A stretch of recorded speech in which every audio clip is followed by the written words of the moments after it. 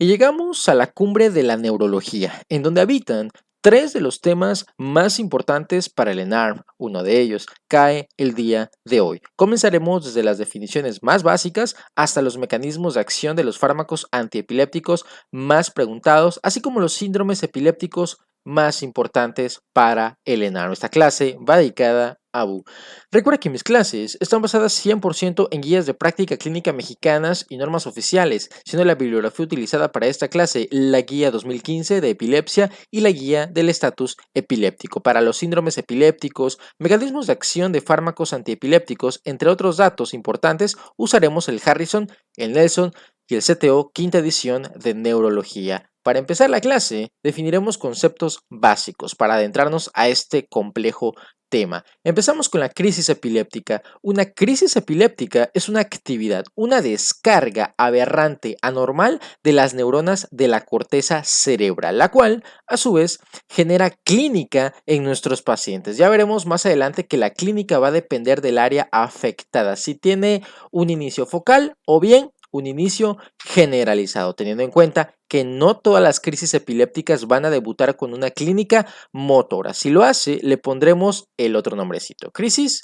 convulsiva, la cual es un tipo de crisis epiléptica. Por lo tanto, una crisis convulsiva será toda aquella crisis que toma de manera forzosa el área motora, chicos. Eso es muy importante y de acuerdo al área tomada de esa área motora, pues será la clínica, específicamente cuando hablamos de una epilepsia de tipo focal. Por ejemplo, si toma la parte del bracito del homúnculo motor de Penfield, que está en el área 4 de Brodmann, pues la clínica será movimiento del brazo contralateral de nuestro paciente. Y esto porque recuerda que la vía corticoespinal se va a decusar en el bulbo, ¿vale?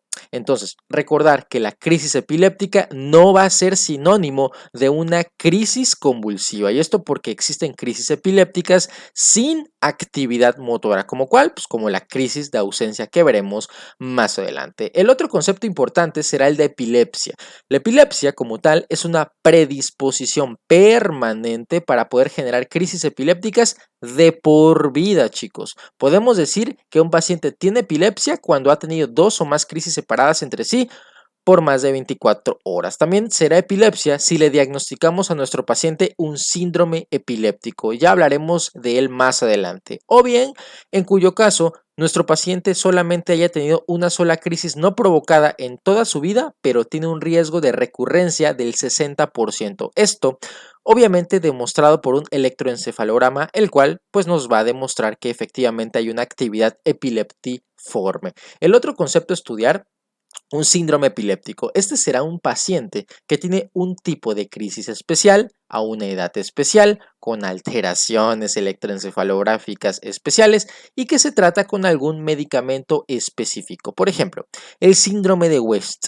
El síndrome de West ocurre en un tipo de paciente especial, específicamente niños menores de 12 meses, porque esa es la edad del síndrome de West. Estos van a debutar con una clínica muy característica, muy especial. En este caso, espasmos infantiles de musculatura flexora al despertar, retraso psicomotor y la alteración electroencefalográfica especial, la hipsarritmia intercrítica. Y como tratamiento especial, la hormona adrenocorticótropa o bien la vigabatrina. Esto ya lo vamos a ver más adelante. Nada más aquí les estoy ejemplificando que es un síndrome epiléptico. Entonces, chicos, eso es un síndrome epiléptico. Y por último, el estatus epiléptico. La guía de práctica clínica nos define al estatus como una actividad epiléptica mayor de 5 minutos o bien dos o más crisis sin recuperación de la conciencia. En cuanto a la epidemiología, reportada por la guía, es el trastorno cerebral grave más común a nivel mundial, teniendo una prevalencia de 4 casos por 1000 habitantes. Y una de las cosas más importantes de esta clase, pues es la clasificación de las crisis epilépticas.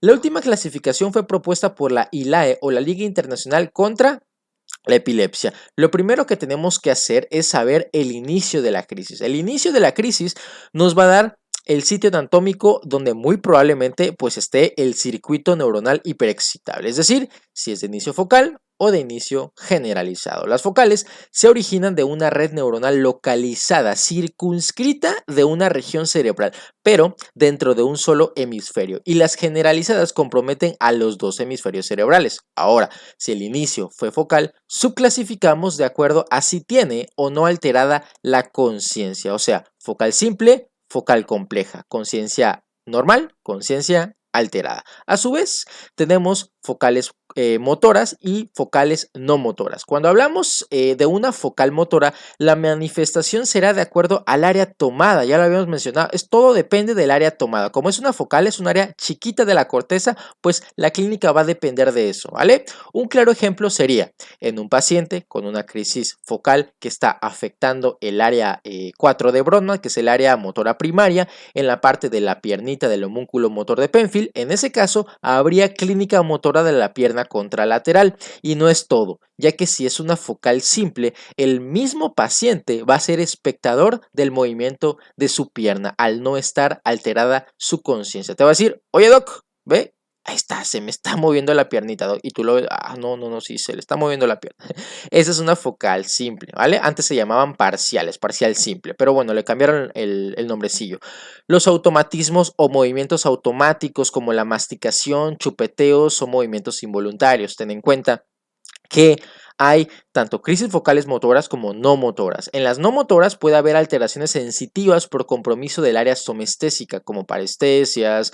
También puede haber alteraciones de la visión por compromiso del área visual primaria, que está en el área 17, 18 y 19 de Brodmann. Alteraciones del equilibrio, audición, olfato, alteraciones autonómicas, como por ejemplo enrojecimiento facial, piloerección. Algunos pacientes presentan detención del comportamiento motor, donde se paraliza el paciente, cognitivas. Un tipo muy particular son las crisis gelásticas, donde el paciente se ríe incontroladamente. Algo parecido a lo que vieron en la película de Joker, donde el actor principal, el Joaquin Phoenix, se reía de manera descontrolada, ¿no? Y esto porque tenía crisis gelásticas.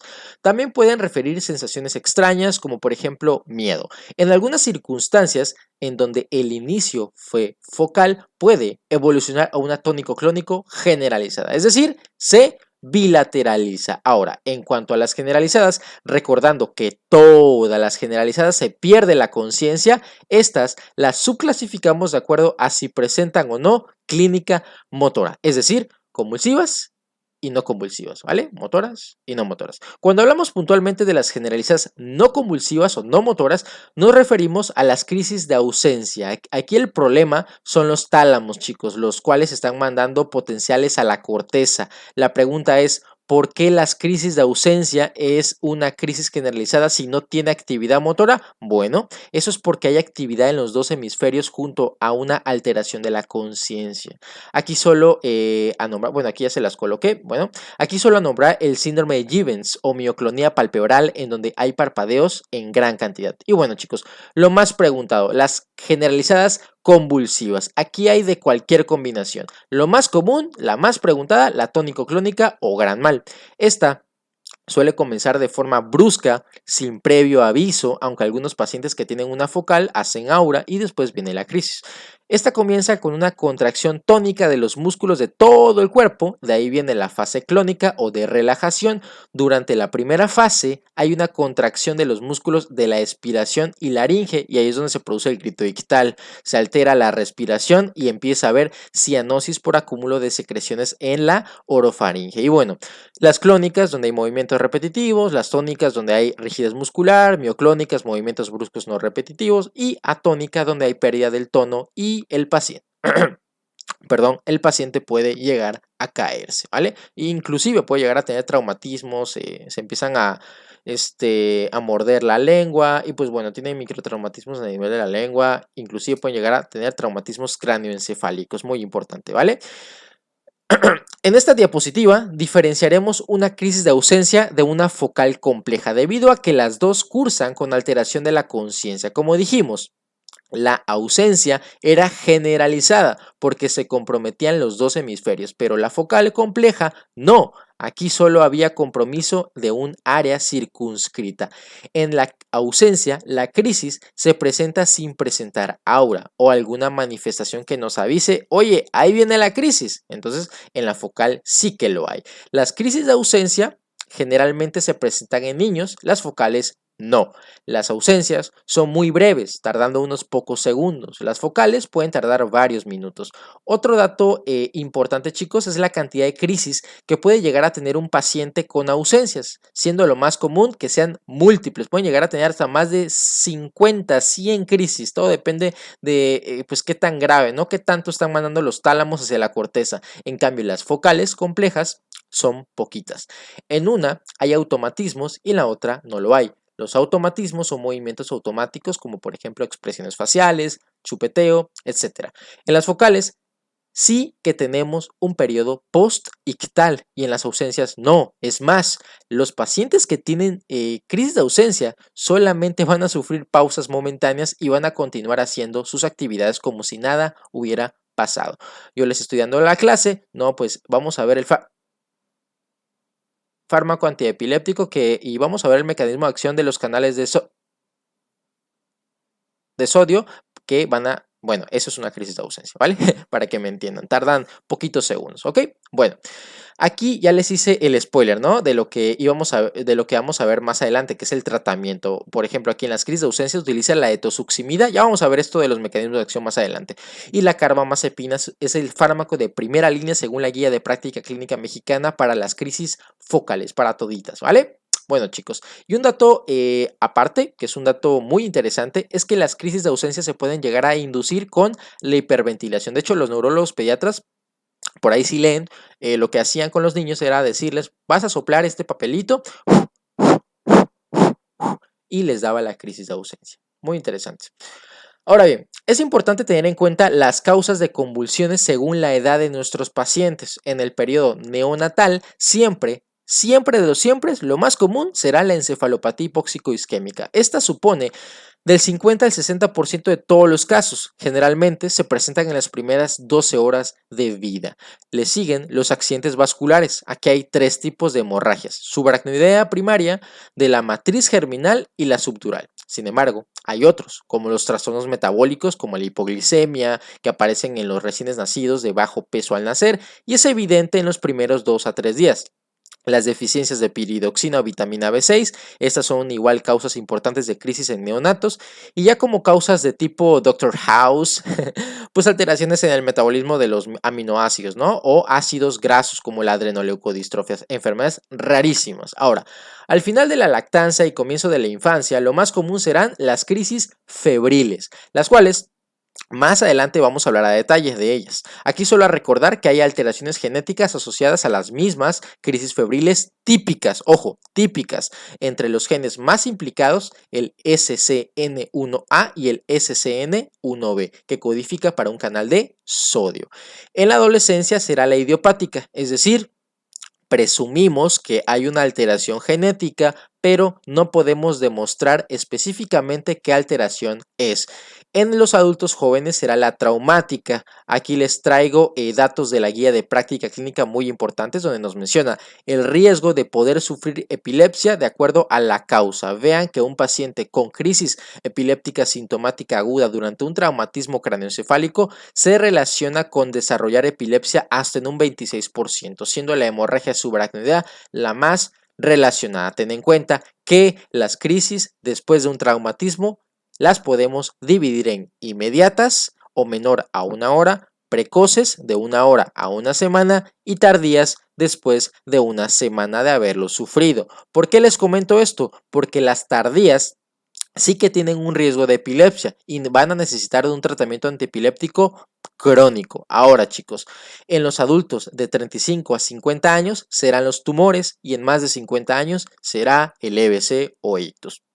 Para el diagnóstico, será de vital importancia una historia clínica con exploración física, así como electroencefalograma para poder evidenciar la actividad epileptiforme. A tener en cuenta que el electroencefalograma no debe de usarse como método diagnóstico aislado. ¿Por qué? Porque resulta que en un 2 a 3% de la población sin epilepsia va a tener grafoelementos epileptiformes, o sea, tiene un electro alterado. Por ahí nos dice la guía, si hacemos el primero y es negativo, hacemos un segundo, si es negativo, hacemos ensueño, y si no, videoelectroencefalografía de larga duración. En cuanto a los estudios de imagen, la resonancia magnética es la técnica de elección para la evaluación de pacientes con epilepsia.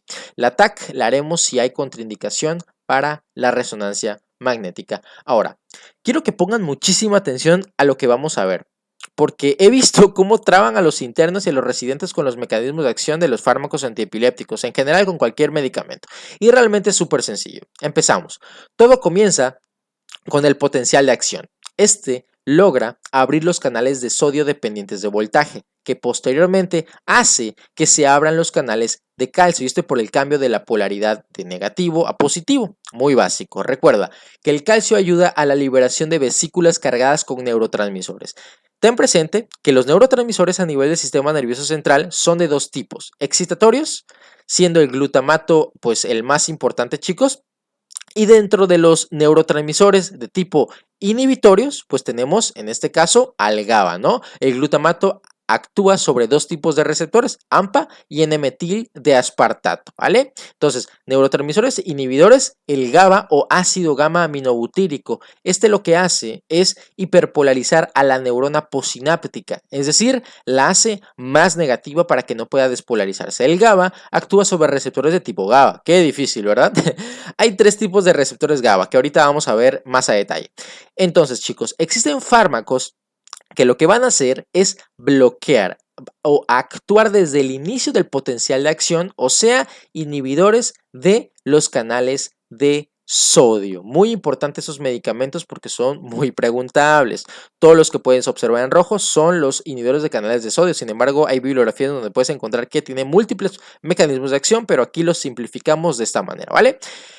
Un dato muy importante es que ni la gabapentina ni la pregabalina va a actuar sobre receptores GABA, a pesar de que llevan su nombre. Lo que hacen es unirse a las subunidades alfa 2 delta de los canales de calcio. Muy importante. Por lo tanto, recuerda por favor que ninguno de los dos tiene efecto GABAérgico. Otro antiepiléptico, la vigabatrina. La vigabatrina sí que tiene una implicancia grande en el GABA.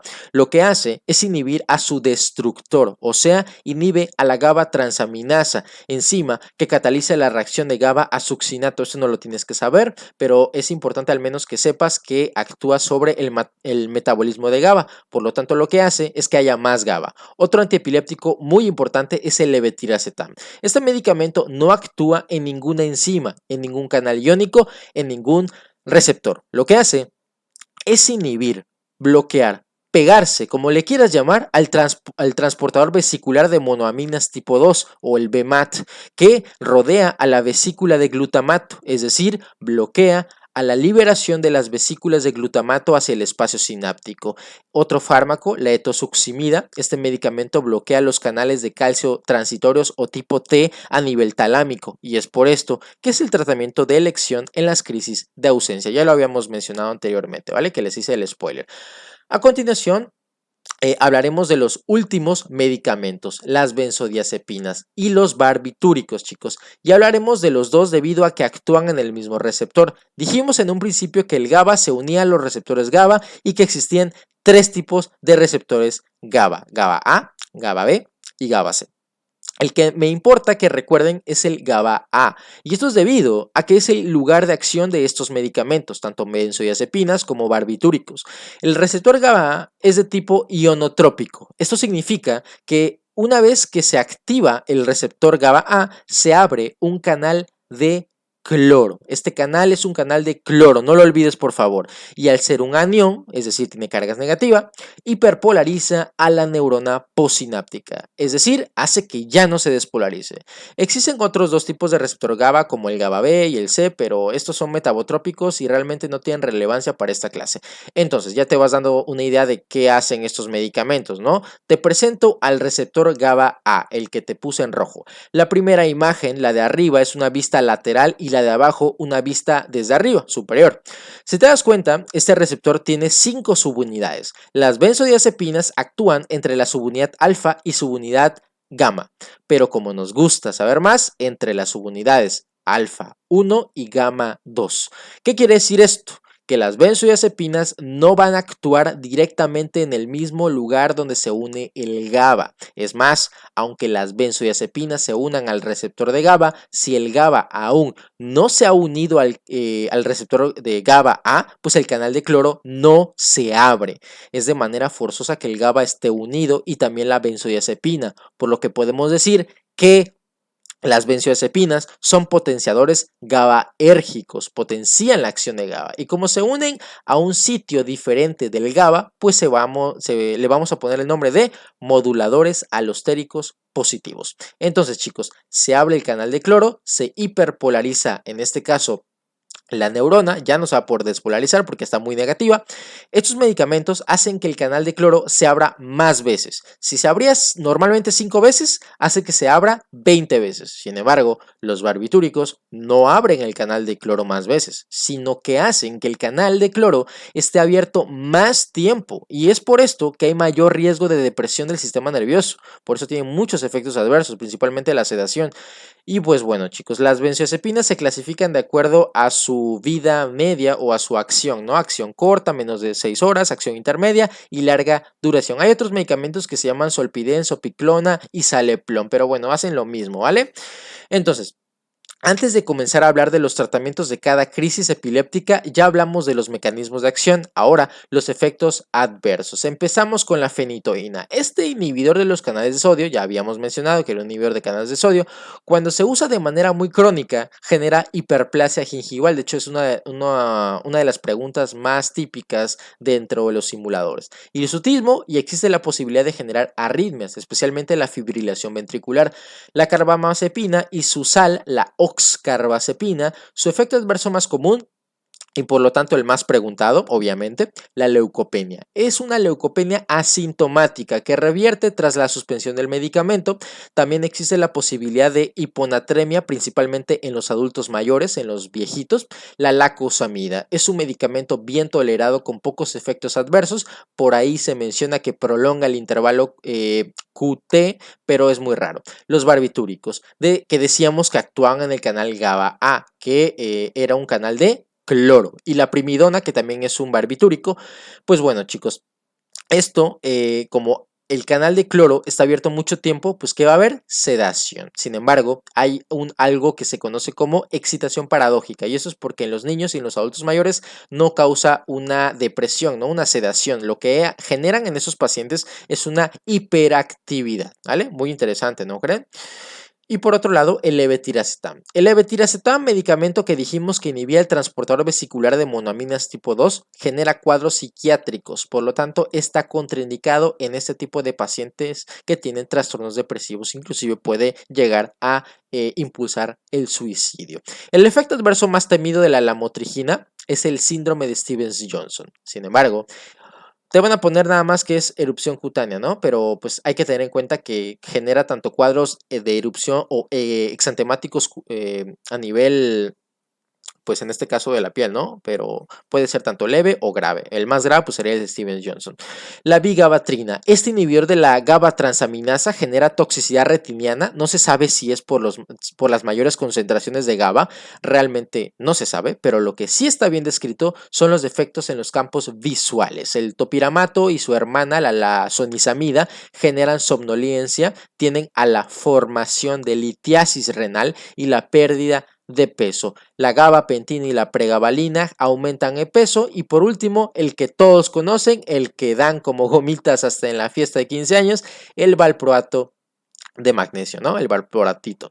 Este fármaco es muy teratogénico, está súper contraindicado en el embarazo. Es más, en mujeres en etapa fértil no puede ser utilizado de primera línea. Es hepatotóxico, genera alopecia y aumenta de peso. Es por esto que en la parte más inferior te coloco mis mnemotecnias para poder recordar, en este caso, qué medicamentos tienden a aumentar y disminuir el peso. La mnemotecnia sería GABA, con V de valproato, ¿no? Ga de gabapentina, pregabalina y va de ácido valproico. La otra sería los que bajan de peso, ¿no? En este caso, sonisamida y topiramato. Entonces será GABA, SOT.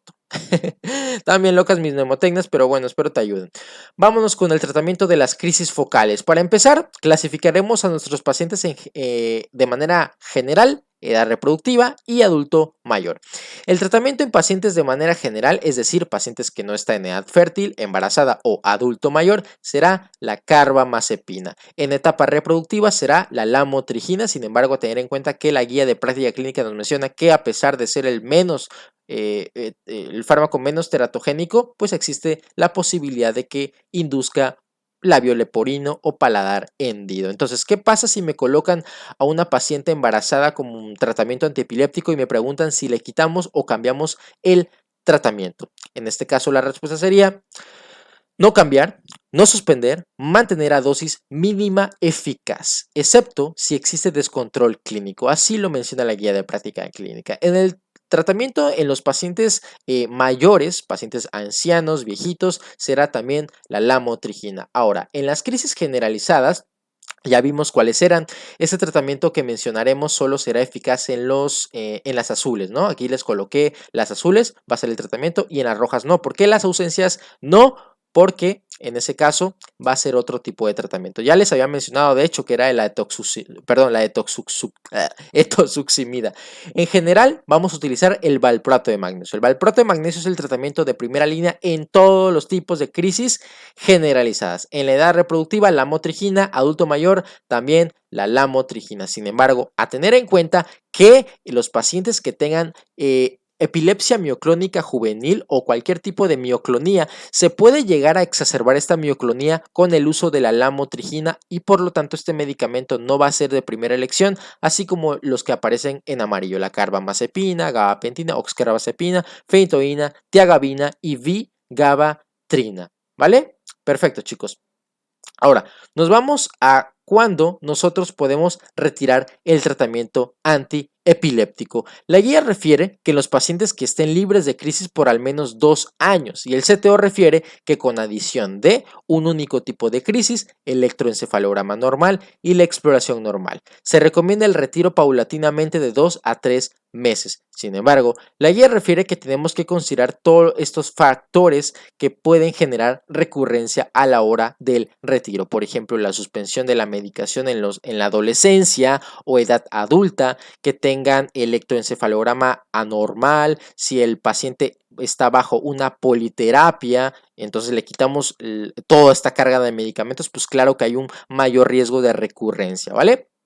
Ahora, pasamos a los síndromes epilépticos más preguntados. Estos los dividimos por edad: etapa neonatal, lactante, infancia y adolescencia hacia la adultez.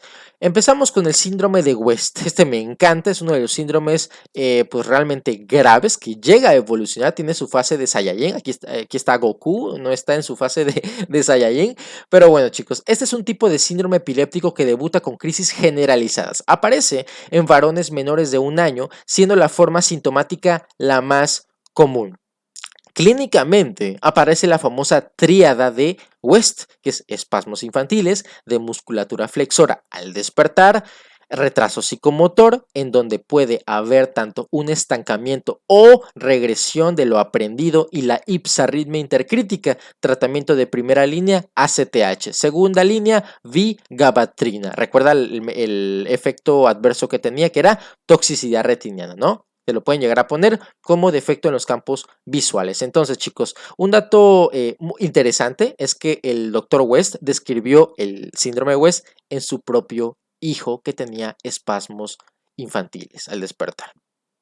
La fase de Saiyajin del síndrome de West, el síndrome de Lennox-Gastaut, aparece después del año de edad y también es de tipo generalizado, pero es de peor pronóstico que el West. También existe una triada, múltiples tipos de crisis. En la otra nada más eran crisis flexoras al despertar. Aquí no, aquí hay múltiples tipos de crisis, siendo la más común la tónica. Sin embargo, están las atónicas y las ausencias atípicas. Ojo, son atípicas, no son típicas, ¿ok? También otra alteración importante es la electroencefalografía alterada, punta onda lenta de 1 a 2 Hz. Y también va a haber retraso psicomotor, pero va a ser más grave, ¿vale? Llegamos a las crisis febriles. Crisis febriles secundarias a temperatura corporal por encima de 38 grados afectan al 5% de los pediátricos y ojo, las crisis febriles atípicas tienen un riesgo del 5% de poder convertirse en una epilepsia. Las crisis febriles las clasificamos en típicas y atípicas. Las típicas o clásicas se asocian a mayor riesgo, a mayor fiebre. El rango de edad oscila entre los 6 meses y 5 años, tiene una asociación a esta edad, con mutaciones en los genes SCN que codifican para un canal de sodio. Son de tipo tónico-clónicas, duran menos de 15 minutos y no tienen riesgo de epilepsia en el futuro. En cambio, las atípicas, los rangos de edad son lo opuesto, son de tipo focal, duran más de 15 minutos. Y sí que hay parálisis y sueño profundo. Entonces, las normalitas duran menos de 15 minutos y las atípicas duran más de 15 minutos y van a ser focales, ¿vale? Aquí el manual AMIR México nos menciona que el riesgo de epilepsia es de 10 al 15%. Pero aquí les va el dato importante. El Harrison y el Nelson menciona que del 3 al 5% van a tener un riesgo de convertirse en epilepsia conforme pase el tiempo. Solamente las crisis atípicas, ¿vale? Las típicas no lo hacen, ¿ok? Tratamiento antipirético si se encuentra fuera de la crisis. Si no y está bajo la crisis, podemos utilizar diazepam intrarrectal. Epilepsia mioclónica juvenil o síndrome de Jans. Esta es la epilepsia mioclónica más común, se lleva el 10% de las epilepsias. Su edad de inicio es entre los 8 y 25 años, es de tipo generalizado y suele aparecer al despertar. Debuta con mioclonías de miembros superiores o tónico-clónicas. Por lo general aparece después del consumo excesivo de alcohol y privación del sueño, o sea, después de la fiestilla, ¿no? Ay, mamá, me voy de fiesta al antro y al día siguiente despierto y empiezo a convulsionar, ¿no? Pero bueno, es algo parecido, ¿no? Por lo general, así lo pone el CTO. De hecho, el paciente que se va de fiesta, ¿no? También puede haber desencadenantes como por ejemplo la estimulación lumínica, pues obvio, el antro, ¿no? El antro tiene la estimulación, tiene si tiene canción de Maluma, pues créanme que va a convulsionar a ese paciente. Actividades cognitivas como concentración mental, entre otras cosillas, ¿vale, chicos? El tratamiento será el valproato al ser de tipo generalizada. Acuérdate que todas las generalizadas son con, en este caso, valproato de magnesio. Crisis de ausencia. Las ausencias son de tipo generalizado. Existen dos tipos, las típicas y las atípicas. Las típicas comienzan a la corta edad de 4 años. Él es el típico escolar que se va a la luna y luego regresa como si nada. Ya les había dicho, ¿no? Que estaba hablando, se va y vuelve a estar hablando como si nada hubiera ocurrido. 70% va a remitir en la adolescencia y como desencadenantes, como les comenté al principio, la hiperventilación. El dato más preguntado, su hallazgo electroencefalográfico. Punta onda a 3 Hz. Tiene una apariencia de monjitas rezando. Tratamiento de elección, según la guía de práctica clínica, la etosuximida. Por el contrario, las atípicas tienen peor pronóstico y están asociadas a alteraciones estructurales. Su tratamiento es el valproato de magnesio. La GPC nos menciona que las ausencias que no responden a dos antiepilépticos serán referidos al tercer nivel. Epilepsia rolándica benigna con puntas ondas centrotemporales. Así viene en el Nelson, chicos. Ese es un tipo de síndrome epiléptico con crisis de tipo focal durante el sueño. Ojo con ese dato. Es una enfermedad en etapa pediátrica, aparece en menores de 10 años, afectando predominantemente a los varoncitos. Él es el paciente típico que se despierta por las noches con hormigueo facial o faríngeo, así como contracciones tónico-clónicas tónicas o clónicas de la hemicara, ahí babeo, incapacidad para poder hablar, pero ojo, la conciencia y la comprensión van a estar preservadas. Puede llegar a generalizarse, pero siempre recuerda lo principal. En el electroencefalograma habrá puntas centrotemporales de amplia base con frecuencia aumentada en la fase de sueño. Los pacientes responden excelentemente a la carbamazepina al ser una crisis focal. Terminamos con el estatus epiléptico, chicos, ya terminamos, no se preocupen, el cual lo habíamos definido al comienzo como actividad epiléptica de más de 5 minutos o 2 crisis sin recuperación de conciencia. La etiología, según la guía de práctica clínica, depende de la edad, siendo lo más común en adultos la suspensión, ajuste y tratamiento crónico con antiepilépticos. En niños será la fiebre. El tipo de crisis más común serán las generalizadas, siendo los estudios a realizar electro, TAC y punción lumbar. Tratamiento de entrada, el soporte, el ABC, etc. El farmacológico es el preguntable, diazepam con fenitoína. Si falla, inducimos coma con estos medicamentos, cualquiera de estos. Muchísimas gracias, chicos.